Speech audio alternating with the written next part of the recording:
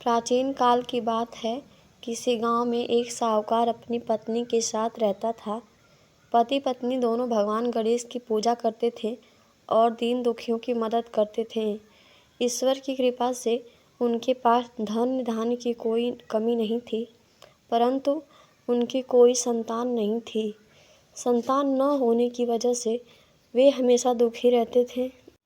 गांव वाले संतान न होने की वजह से उन्हें हमेशा ताना देते थे, पर साहूकार और उसकी पत्नी को भगवान पर पूरा विश्वास था। एक बार पति पत्नी मंदिर में गणेश जी के दर्शन के लिए गए। जब वह पूजा करके बाहर आए तो उन्होंने देखा कि एक बालक मंदिर की सीढ़ियों पर बैठकर रो रहा है। उसके पास किसी को ना देखकर पति पत्नी दोनों बालक के पास गए, बालक को शांत कराया और उसके माता पिता को ढूंढने लगे। जब उस बालक के माता पिता पति पत्नी को नहीं मिले तो वे बच्चे को मंदिर के पुजारी के पास ले गए और उन्होंने पुजारी से बोला, ये बच्चा हमें रोते हुए मंदिर के बाहर मिला है, क्या आप इसके माता पिता को जानते हैं? पुजारी ने कहा, नहीं। अब पति पत्नी और पुजारी तीनों लोग बालक के माता पिता को ढूंढने लगे। काफ़ी देर ढूंढने पर बच्चे के माता पिता नहीं मिले तो पुजारी ने साहूकार और उसकी पत्नी को बोला, आप इस बालक को अपने घर ले जाएं। अगर इसके माता पिता इसे ढूंढते हुए आएं तो मैं इन्हें लेकर आपके घर आ जाऊंगा।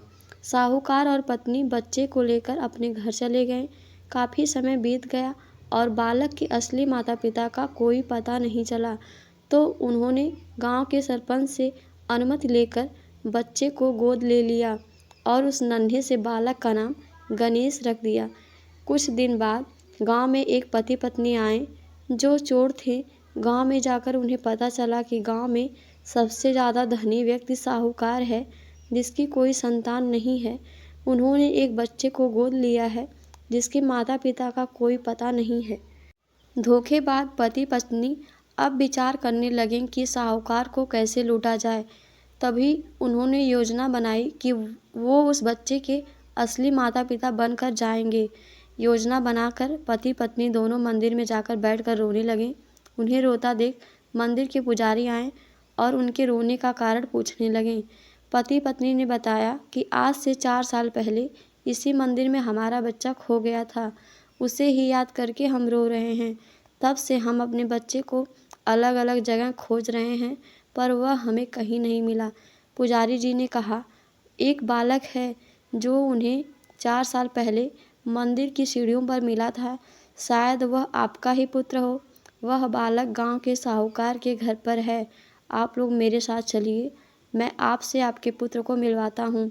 इतना कहकर पुजारी उन दोनों पति पत्नी को लेकर साहूकार के घर चले गए। वहां जाकर पुजारी ने साहूकार को बताया कि गणेश के असली माता पिता मिल गए हैं, वह गणेश को लेने आए हैं। यह सुनते ही साहूकार और उसकी पत्नी दोनों बहुत दुखी हुए, लेकिन उन्होंने गणेश को उसके असली माता पिता को सौंपने के लिए तैयार हो गए। शाम का वक्त था। साहूकार ने उन दोनों पति पत्नी से पूछा, आप लोग आज विश्राम करें और कल प्रातःकाल होते ही निकल जाइएगा। यह सुनते ही पति पत्नी दोनों खुश हो गए, क्योंकि उन्हें चोरी करने का मौका मिल गया था। रात्रि को जब साहूकार और उसकी पत्नी सोने चले गए तो दोनों पति पत्नी उठे और चोरी करने के लिए तिजोरी को तोड़ने लगे। आवाज़ सुनकर घर का नौकर जाग गया और उसने जाकर देखा तो वही पति पत्नी थे जो खुद को गणेश के माता पिता बता रहे थे। नौकर ने कमरे का दरवाज़ा बाहर से बंद कर दिया और तेजी से मालिक को बुलाने लगा। आवाज़ सुनकर साहूकार और उसकी पत्नी दौड़ते हुए आए और चिल्लाने का कारण पूछे। चोर ने बताया कि ये दोनों पति पत्नी तिजोरी से चोरी कर रहे थे। यह सब देखकर वह समझ गए कि ये दोनों गणेश के माता पिता नहीं, चोर हैं।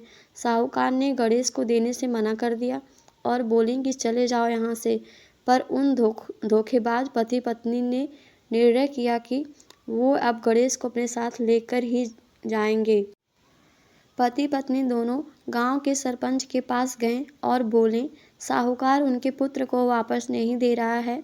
सरपंच ने साहूकार और उसकी पत्नी को गणेश को साथ लेकर सरपंच के सामने प्रस्तुत होने की सूचना दी। साहूकार अपनी पत्नी और गणेश को लेकर आ गए। तब सरपंच जी ने फैसला किया कि साहूकार की पत्नी तथा दूसरी औरत जो गणेश को अपना पुत्र बोल रही थी, उन्हें सूर्य देवता के सामने अपना आंचल फैलाकर खड़े हो जाना है।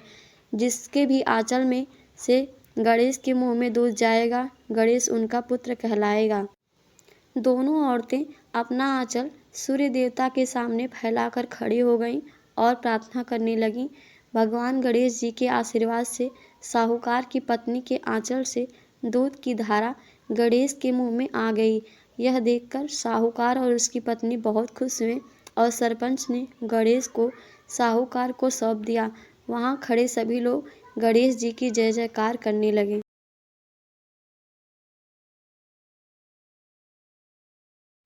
बुधवार भगवान गणेश को समर्पित है।